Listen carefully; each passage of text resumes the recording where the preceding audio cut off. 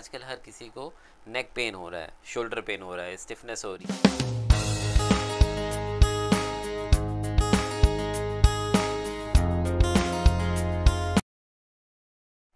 Hello friends, मैं हूं doctor Rafi Khan, empty neuro. आज हम बात करने जा रहे हैं सर्वाइकल स्पॉन्डिलोलिसिस की। जैसा कि बहुत कॉमन देखा गया है कि आजकल हर किसी को नेक पेन हो रहा है, शोल्डर पेन हो रहा है, स्टिफनेस हो रही है, बहुत लोगों को चक्कर भी आता है, साथ में वोमिटिंग भी होती है।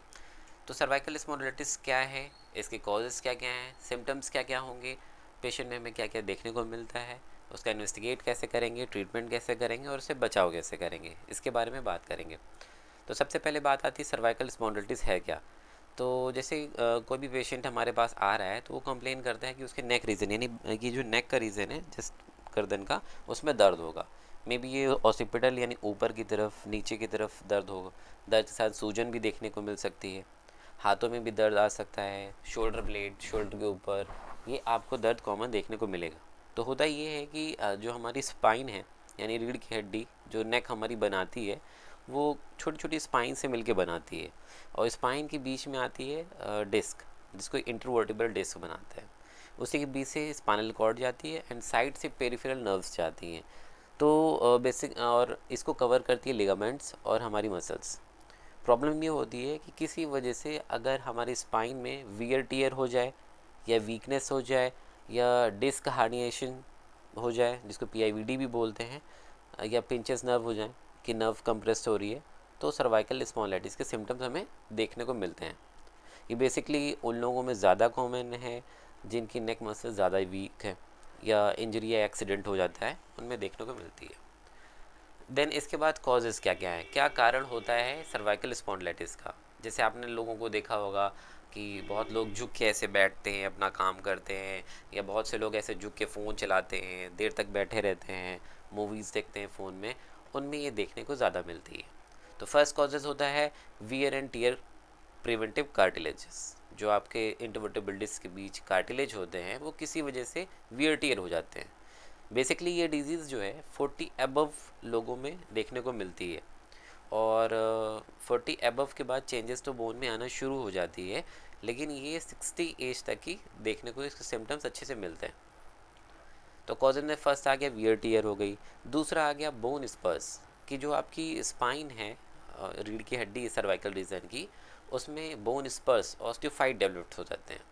तो ऑस्टियोफाइट डेवलप होने की वजह से भी वो मसल्स वीक करते हैं एंड नर्व्स को कंप्रेस करते हैं।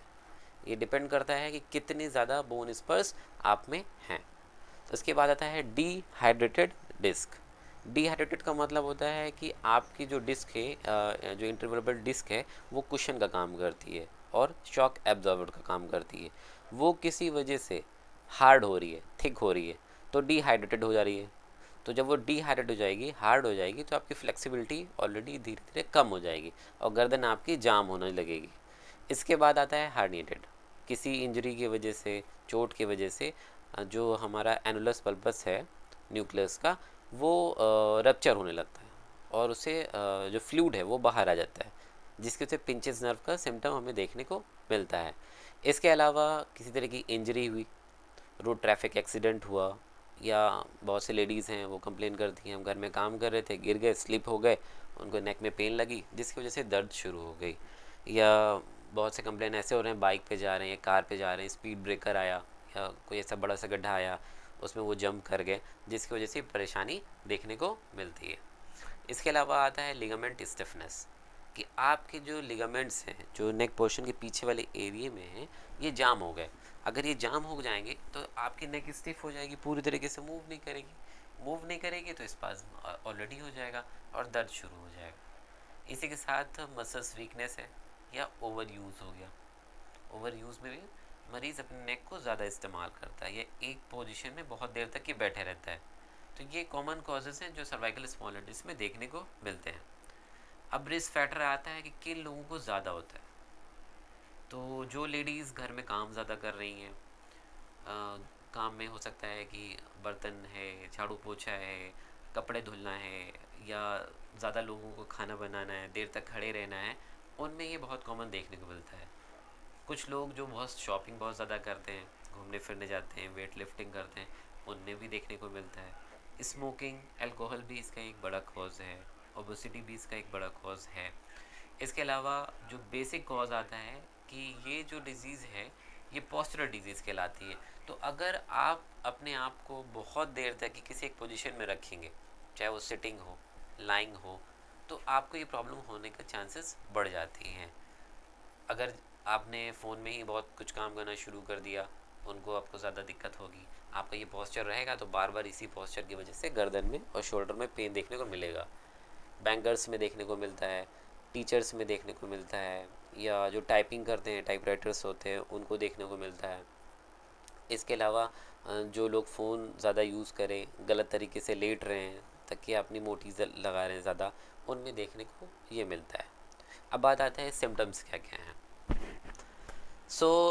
हम बात कर रहे थे सिम्टम्स के बारे में। तो पेशेंट अगर सर्वाइकल से आ रहा है कि अगर उसको नेक में पेन है, गर्दन में दर्द हो रहा है और उसको सर्वाइकल स्पॉन्डिलाइटिस है, तो उसके सिम्टम्स क्या क्या हो सकते हैं।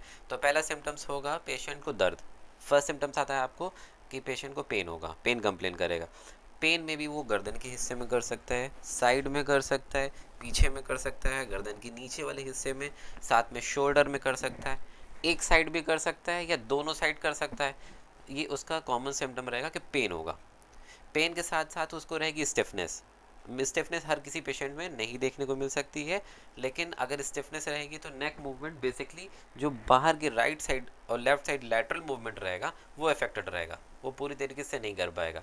ये बहुत से पेशेंट ऐसे पीछे आगे भी नहीं कर पाते हैं। तो स्टिफनेस रहेगी, शोल्डर भी स्टिफनेस रहेगी, ऊपर आगे पीछे प्रॉपर तरीके से नहीं उठा पाएंगे। ये आप जब एग्जामिन करेंगे तो आपको ये चीज़ क्लियर हो जाएगी।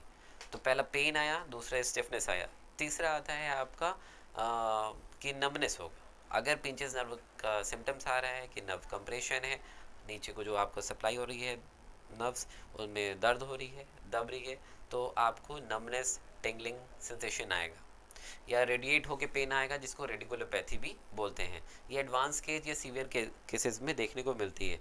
स्टार्टिंग में नहीं होता है कि तुरंत ही दर्द शुरू हो जाए, तुरंत ही रेडिटिंग पेन हो जाए। हम पॉस्चरल कह सकते हैं कि कुछ पेशेंट को होती है।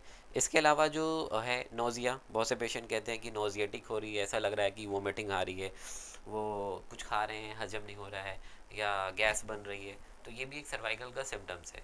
हेडेक होगा, सर दर्द होगा पेशेंट को। सर दर्द गर्दन के पीछे हिस्से में हो सकता है, साइड में टेम्पोरल रीजन में हो सकता है। ये डिपेंड करता है कि उसकी सीवरिटी कितनी है।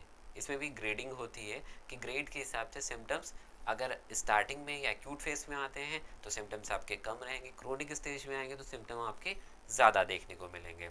इसके अलावा जो है पाल्पिटेशन, कॉमन सिम्टम्स तो नहीं है, बट ये कुछ पेशेंट्स में अगर क्रोनिक स्टेज में अगर उसको सर्वाइकल हो रहा है तो उनमें ये चेंजेस देखने को मिलती है।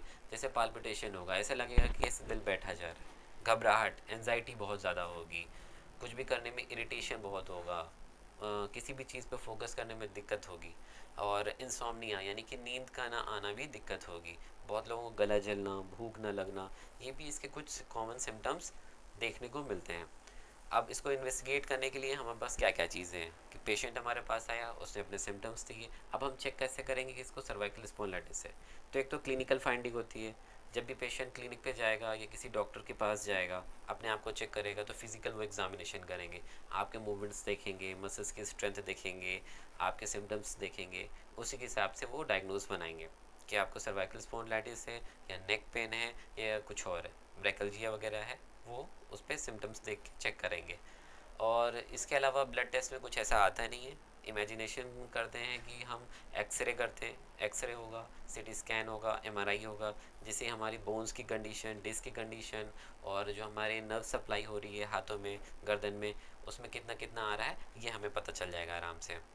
देन इसका ट्रीटमेंट क्या करते हैं। ट्रीटमेंट के लिए मेडिसिन होती है, अकॉर्डिंग टू आपका जो सिम्टम्स आ रहा है उसी के हिसाब से आप मेडिसिन चलाना है। मेडिसिन सिम्टोमेटिक रहती है, non sedative anti inflammatory drugs चलते हैं, पेन किलर्स चलते हैं, मस्कुलर रिलैक्सेशन चलते हैं, तो ये देंगे। साथ में आपको फिजियोथेरेपी बहुत ज़रूरी है इसमें। अगर फिजियोथेरेपी आप नहीं कराएंगे तो आपकी मसल्स की स्ट्रेंथ नहीं मेंटेन होगी, और मसल नहीं स्ट्रेंथ मेंटेन होगी, या अलाइनमेंट प्रॉपर नहीं होगा, या अगर चक्कर आ रहा है तो मशीन की ज़रूरत पड़ती है। तो मशीन और एक्सरसाइजेस के थ्रू फिजियोथेरेपी का ट्रीटमेंट होता है। बेसिक ये समझना है कि एक्सरसाइज इसलिए पर्पस ज़रूरी है क्योंकि मसल्स में ताकत और स्ट्रेंथ आप एक्सरसाइज के थ्रू ही बढ़ा सकते हैं। मेडिसिन तो अलग काम करेगी, बट फिजियो मस्ट है। प्रिवेंशन इसके साथ बहुत ज़रूरी है कि अगर आपने पोस्चर नहीं मेंटेन किया, या आप जो काम कर रहे हैं जैसे कि फ़ोन ज़्यादा यूज़ कर रहे हैं, या वर्कलोड ज़्यादा है, या ऑक्यूपेशनल बहुत ऐसा ख़राब है कि उसकी वजह से आपकी प्रॉब्लम बढ़ती जा रही है, आपके सिम्टम्स आते जा रहे हैं, तो ये ज़रूरी है कि उसको आप मेंटेन करिए। बाकी हम नेक्स्ट वीडियो में, इसकी अगली वीडियो में हम आपको ये बताएंगे कि फिजियोथेरेपी से ट्रीटमेंट क्या क्या किया जा सकता है, किस तरीके से बचाव किया जा सकता है, और इसके साथ में डाइट में क्या हेल्प करेगी आपकी। Thank you.